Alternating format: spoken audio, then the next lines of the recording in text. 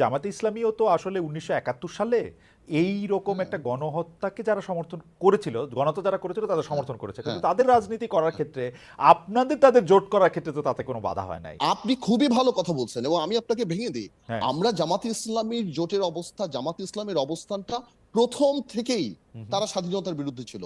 জামাতের আমির যত না এক্সপ্লেনেশন করছে তার চেয়ে বেশি তো পাকিস্তান ইমরান খান এক্সপ্লেনেশন করছে হুম, যে তাদের জন্য ভুল ছিল আমাদের সাথে কাজ করা হুম। বা এই দেশ বিভক্ত করা। সো জামাত ইসলামীর ব্যাপারটা প্রথম থেকেই ছিল। আর Awami League betrayed with the people. মানুষ আওয়ামী লীগকে ট্রাস্ট করেছে উইথ ডেমোক্রেসি। হুম। মানুষ আওয়ামী লীগের হাতে ক্ষমতা দিয়েছে, মানুষ ২০০৮ সালে ভোট দিয়েছে, মানুষ আওয়ামী লীগ স্বাধীনতা যুদ্ধে ওকে। এক লিডিং পলিটিক্যাল পার্টি ছিল। জামাত তো প্রথম অবস্থা থেকেই খারাপ ছিল এবং আচ্ছা। সেখানে তারা আওয়ামী লীগ গণহত্যার সাথে জড়িত ছিল, এটা ছিল সেটা ছিল, আওয়ামী লীগ সেটা পরে খারাপ জেনেই তো হয়েছে। আজকে তাদের এই অবস্থান। এবং আমরা আমরা জোট করেছি জামাতের সাথে, অবশ্যই আমরা জোট করেছি, কিন্তু জামাতের ওই অবজেকশন গুলিকে রেখেই তো আমরা জোট করেছি। সো কালকে ডেফিনেটলি আজকে জামাতেরও আওয়ামী লীগের গণহত্যা নিয়ে নৈতিকতার জায়গা থেকে প্রশ্ন উঠে যে আওয়ামী লীগও সেভাবে, জামাত ইসলামও সেভাবে চ্যালেঞ্জ করতে পারবে না, বিকজ তাদের হাতেও রক্ত আছে।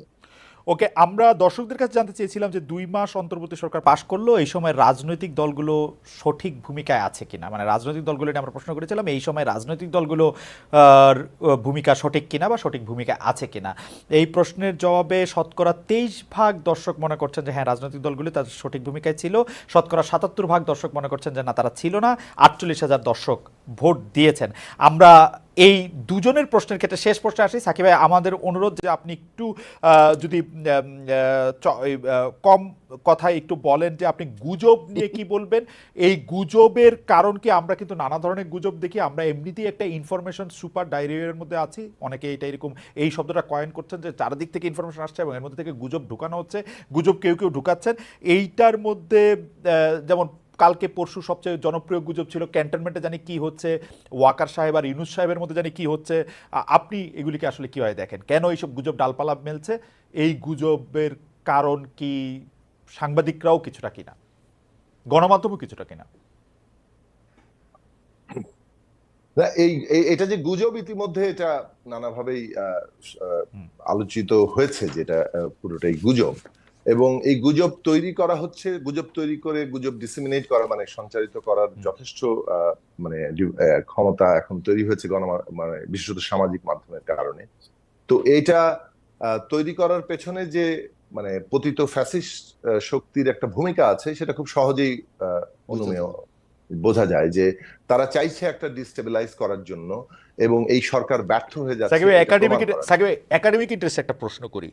গত সরকারকেও আমি যত প্রশ্ন করেছি তারা একটা বলতো যে আওয়ামী লীগের মধ্যে নাকি ঘাপটি মেরে জামাত বিএনপি এগুলি বসে আছে এবং সেই কারণে নানা ধরনের কিছু ঘটতেছে। এইবারও আমরা দেখতেছি যেই সরকার, যে শেখ হাসিনা পালিয়ে গেছে কাউকে কোনো কিছু না বলে, সেই আওয়ামী লীগের কোন অস্তিত্ব কোথায় আছে যে এই জুজুর ভয় আমাদের পেতে হবে? মানে এটা না, কি একটা দেখুন, ফর্মুলার পুরো মতো? রাষ্ট্র শক্তির মধ্যে যেভাবে তারা ১৫ বছর ধরে রাষ্ট্র ব্যবস্থা প্রতিষ্ঠানগুলোতে তাদের লোক সজ্জিত করেছে, সেটা তো একটা বড় শক্তি সেই এখন লোকগুলি রয়ে আরো গেছে। বেশি এক। বিএনপি দুই হয়েছে কিন্তু হচ্ছে যে এখন আপনি আওয়ামী সাকিব লীগের ভাই এই আওয়ামী লোকগুলি লীগের কিন্তু আরো বেশি বিএনপি হয়েছে এখন। তারা কত বেশি বিএনপি, কত বেশি জামায়াত, এটা প্রতিষ্ঠিত করার জন্য তারা প্রাণপণ করতেছে। একজন না, আওয়ামী সেটা তো লীগের লোক আপনি করছে, কিন্তু পাবেন না। সেটা করলেও একজন, তাদের এই যে তাদের পার্থ সঠিক ভূমিকাটা কথা বলছে, ২ মাসের মানে মধ্যে একজন আওয়ামী লীগের নেতা দাঁড়ায় বলেন নাই যে আমি আওয়ামী লীগ করি, আমি যা করছি ঠিক করছি, একজনও বলেন নাই। একজনও না, বলেন। কিন্তু আপনি দেখেন, একজন বলেছেন, শেখ হাসিনা বলেছেন, তিনি না, শেখ হাসিনা যেগুলো বলছেন লিক কিনা আমি জানি করছেন। না, শেখ আমি হাসিনা বলি, বলছেন না কিনা না, আমি আমি জানি সেটা না। একটু ওই শেষ করতে বলছি। তোরাবড়া আমি পাহাড় থেকে, সাধারণত টেলিফোন লিক সাকিব নিয়ে ভাই কথা বলছি না, তোরাবড়া কারণ পাহাড় এই থেকে লিক কি করার বলছে না ব্যাপারটা বলছে সেটা আমি মানে জানি না, এটা শেখ হাসিনা বলা হইলো না। শেখ হাসিনা কোনটা? মানে শেখ হাসিনা কোনো গণমাধ্যমে বলতো, কাউরে বলতো, এটা শুনতে এই তোরাবড়া পাহাড় থেকে টেলিফোন এগুলি আমি মানি না। না, সেটাই সেটাই বিষয়। কি বিষয়টা হচ্ছে যে তোরাবোরা পাহাড় থেকে টেলিফোন লিক করা, এই সমস্ত বিষয়গুলো খুবই আমি বেঠিক কাজ মনে করি। কিন্তু শেখ হাসিনার উপরে যেহেতু এক ধরনের কথা বলার, প্রকাশ্যে মানে আনুষ্ঠানিকভাবে কথা বলার একটা বাধা আছে, সে কারণে তিনি টেলিফোন লিকের এই ব্যবস্থাটা গ্রহণ করেছেন তার বক্তব্য প্রচার উনার করার কথা জন্য। কে শুনতে সেটা চায়? খুব উনি দেশ পরিষ্কারভাবে থেকে বোঝা চলে যাচ্ছে। গেছেন, উনার কথা এটা কে শুনতে এই চায় সাকিব ভাই? এবং সেখান থেকে বাংলাদেশে কি কিন্তু উনি একমাত্র আওয়ামী পরিষ্কারভাবে লীগ? উনার বোঝা কথা যায় কে শুনতে যে চায়? উনি তারা চলে কি গেছে। কি কাজ করতে চাইছেন। উনি চলে গেছেন বাংলাদেশ থেকে, উনার কথা কে শুনতে চায়? আর আওয়ামী লীগ নাই চলে বাংলাদেশে। না, না, না, না, চলে গেছেন, এটা যদি এত মানে সহজ ভাবার কিছু নেই বাংলাদেশে। আপনারা এটাকে কঠিন আওয়ামী ভাবতেছেন। লীগের যে সেট আপ, সেটাকে খুব দুর্বল ভাবার কিছু নেই।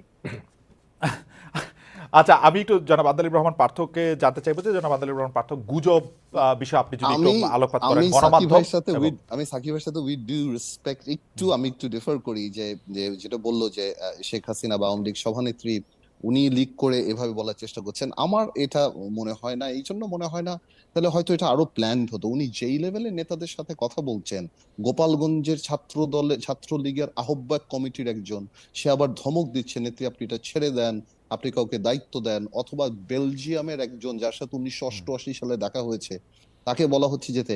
এতে কিন্তু বরং আওয়ামী লীগের দুর্বলতাই বেশি প্রমাণ পায় শক্তির চেয়ে। যে আওয়ামী লীগ এখন মানে সভানেত্রী, আওয়ামী লীগের সভানেত্রী যখন এখানে কথা বলে এই লেভেলের লোকদের বেরিসে পার্থ, সাথে, আমি সিরিয়াসলি আমার আহ, মতামতটা বলি। আমার এখানে মতামত বলা দরকার নেই, কিন্তু আমার এখনো এটা বিশ্বাস হয় না এটা মানে এটা এআই দিয়ে করা না, এটা অন্যভাবে করা, এখন এটা বিশ্বাস হয় আচ্ছা না। ঠিক আছে, এনিওয়েজ এটা নিয়ে আমরা কথা নাই বলি রাইট, তাহলে।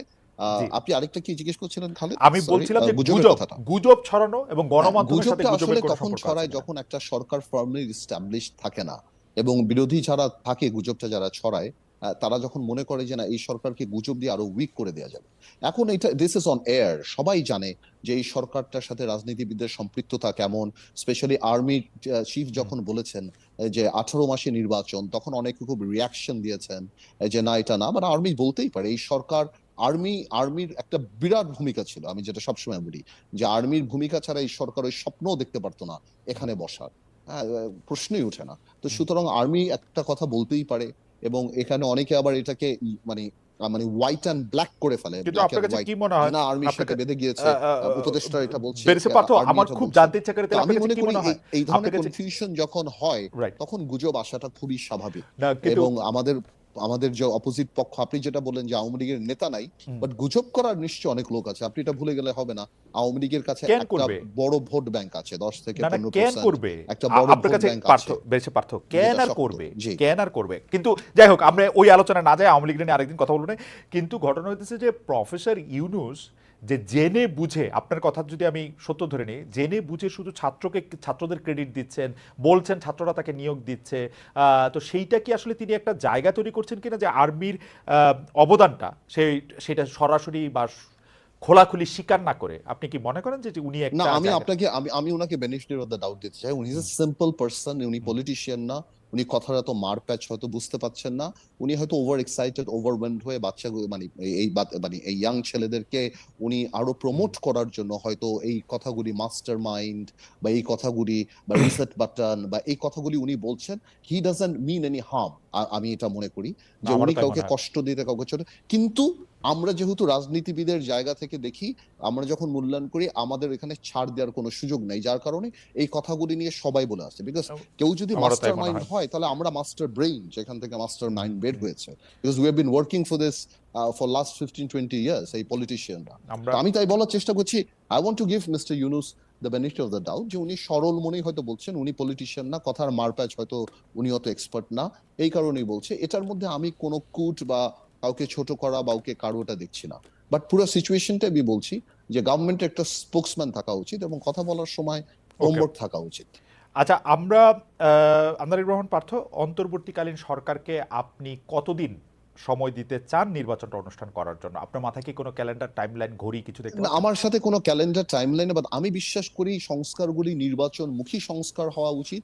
বড় সংস্কারগুলি প্রস্তাব থাকা উচিত, রাজনীতি দলের সাথে কথা বলা উচিত, ওনাদের একটা জেনারেল কমিটমেন্ট নেওয়া উচিত যে এই জিনিসগুলি যদি জাতির কাছে কমিটেড হয়। আমাদের সবচেয়ে বড় বিচার তো জাতি করে, আমাদের সবচেয়ে বড় বিচার জাতি করে। সুতরাং জাতির কাছে কমিটেড হওয়া উচিত যে বড় বড় সংস্কারগুলি ক্ষমতা মানে ক্ষমতাকে ভারসাম্য আনার জন্য। এবং আমার বিশ্বাস সেটা ওই বিশ্বাসের জায়গাটা রাখা উচিত যে আগামীতে যারা পলিটিক্যাল গভর্নমেন্ট আসবে তারা এগুলি করবে, because they will be committed to the people. আর ওকে, নির্বাচনমুখী সংস্কারগুলি এনাদের হাতে দেওয়া উচিত। আদারওয়াইজ ওনারা এমন কোন সংস্কার করে টেকসই করতে পারবে না, যদি কোনোদিন পার্লামেন্টে যায়, ক্ষমতায় যাই, আমরা সেটাকে সরিয়ে ফেলতে পারবো না, এমন কিছুই হতে পারবে না। ওকে। সুতরাং আমার মনে হয় আমাদেরকে সাথে নিয়ে এই কাজগুলি করা উচিত। আপনি কি কোনো একটা মানে সময় দেখতে পান যে এই সময়ের মধ্যে এটি করে আমার ফেলতে পারেন? আমার মনে হয় this should not take, September থেকে ফেব্রুয়ারি আগামী বছর আমি আচ্ছা। মনে করি ইজ আ গুড টাইম, এর মধ্যে ওনাদের করে দেওয়া উচিত। আচ্ছা, নাহলে ওনাদের পপুলারিটি আরো অনেক নিচে পড়ে যাচ্ছে, যেভাবে জি সেপ্টেম্বর, বাজারের দাম সবকিছু, মানুষ ওনাদেরকে সুযোগ দিচ্ছে, রাইট, কিন্তু ওনারা তখন ওনাদের মানে বলে না তখন ছেড়ে সেপ্টেম্বর দেওয়া কেঁদে বাঁচি, এই টাইপের সিচুয়েশন সেপ্টেম্বর হয়ে যেতে পারে 25 ওনাদের। থেকে ফেব্রুয়ারি 26 মনে করছেন আন্দোলন রহমান পার্থ। জনাব জোনেসাকে আপনি অন্তর্বর্তীকালীন সরকারের টাইম আমি সময় দিতে চাচ্ছি না, আমি ধারণা করছি, আমি ধারণা কাউকে সময় দেওয়ার জায়গায় না, আমি ধারণা করছি রাজনীতি নিয়ে। না, আমিও মানে শব্দটা কয়েন করতে ভুল করেছি। পার্থ বলেছে যে এই সময়ের মধ্যে হয়তো নির্বাচন হবে। জি জোনেসাকি। আমি শেষ থেকে আসি। হুম, দেখুন, সময়সীমা নির্ধারণ করার মানে কোনো, আসলে আমারও কাছে কোনো ক্যালেন্ডার নেই। আমি মনে করি যে এই সরকারের কালক্ষেপণ করা ঠিক হবে না। হুম। অর্থাৎ জনগণ যাতে এরকম কোনোভাবে ধারণায় না পৌঁছান যে সরকার বোধহয় তাদের সময় দীর্ঘায়িত করার চেষ্টা করছে, এটা হলো 1 নম্বর। 2 নম্বর হচ্ছে যে